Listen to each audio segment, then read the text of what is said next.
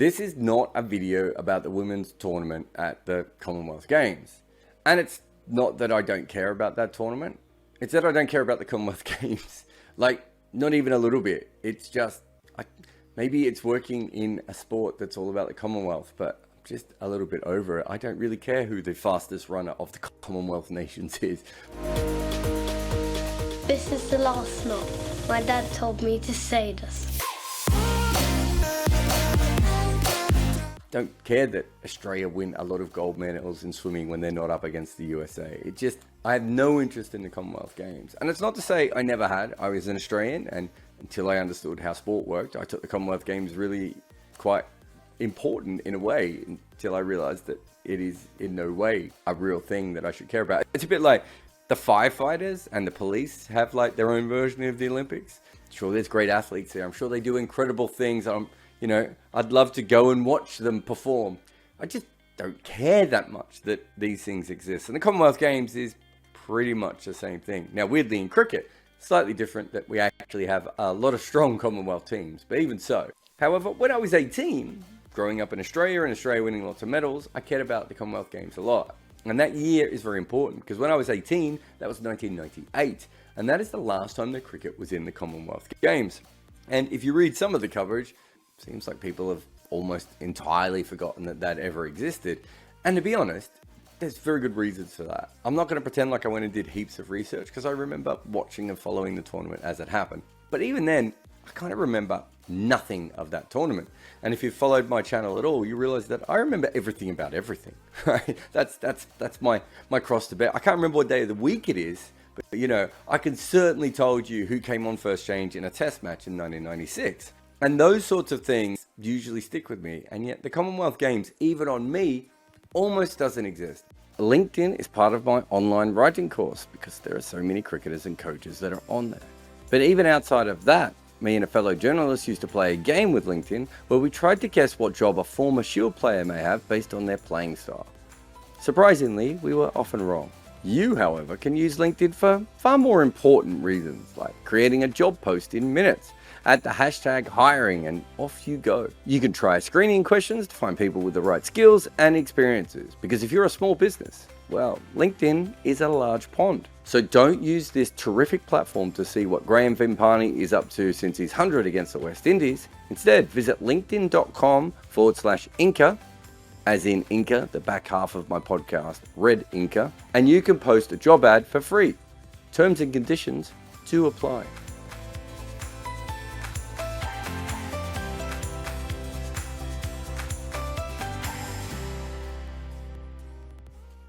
This is what I remember. Brad Young. Now, if you've never heard of Brad Young, that's okay. He played a handful of games for Australia in one-day internationals. He was a left-arm finger spinner who could bat and field a little bit. He wasn't ever going to be like a high-end player that anyone was going to remember for a long time. In fact, I only remember two things really about Brad Young. One is, hoping this is true, he once had a lawnmower accident, and if he didn't, he should have. And the only other thing I really remember about Brad Young is that he once took a hat-trick for Australia. And he took that hat-trick at the Commonwealth Games.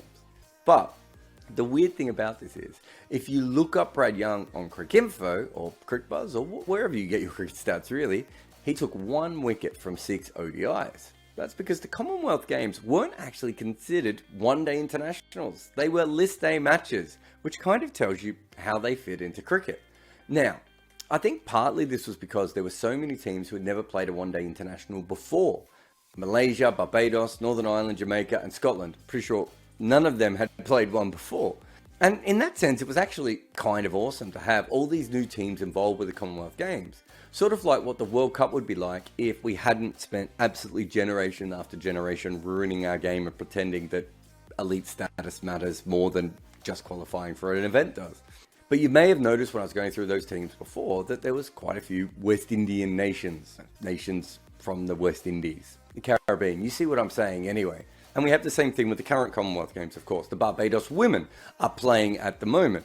And in some ways, it's kind of a cool thing because as much as many of us enjoy West Indian cricket, we do think of it as this one group, and it's not. It's all these different islands and Guyana playing cricket individually who sort of come together for the greater good to produce this incredible cricket team that went on to probably do far more than the sum of its parts. But remember, within the West Indies, people are proud of each individual cricket nation, not just the fact that they play for the West Indies. And that 1998 tournament allowed for something really interesting to happen. Of course, the numbers swelled by the inclusion of team sports for the first time. Your Majesties, Your Royal Highnesses, Your Excellencies, distinguished guests, ladies and gentlemen.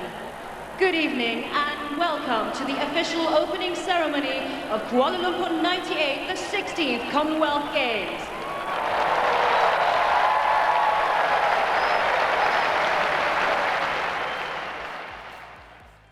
In fact, this is, I think, one of my favorite cricket facts in the world.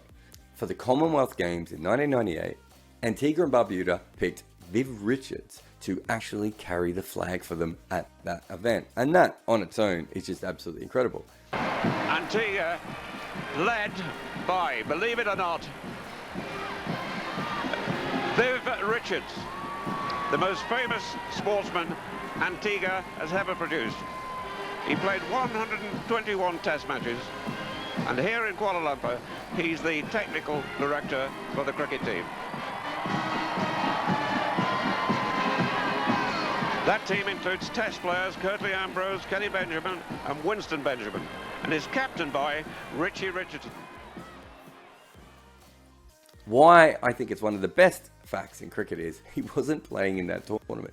They just gave him the flag because he was Viv Richards. He was long retired by that point. It's a beautiful thing. And if you're wondering how serious the Commonwealth Games of 98 was, well, I mean, I did tell you it was list A status. I think that usually tells you, more often than not, maybe outside of World Series cricket and a few other things, how serious cricket is if we've degraded it from international status, despite the fact that there were a lot of international teams playing, of course.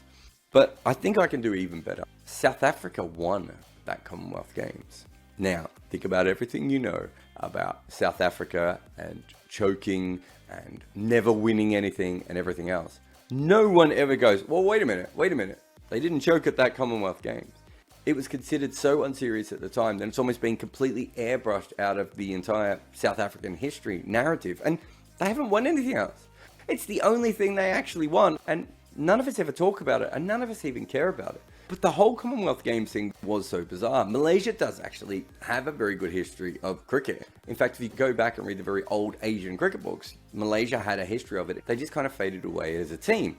But they obviously thought enough about cricket, or decided that it was worth money to bring the cricket back for the Commonwealth Games for that particular event. And remember, the Commonwealth Games has been held by other crickety nations before England has done it now. I mean, it's Commonwealth Games.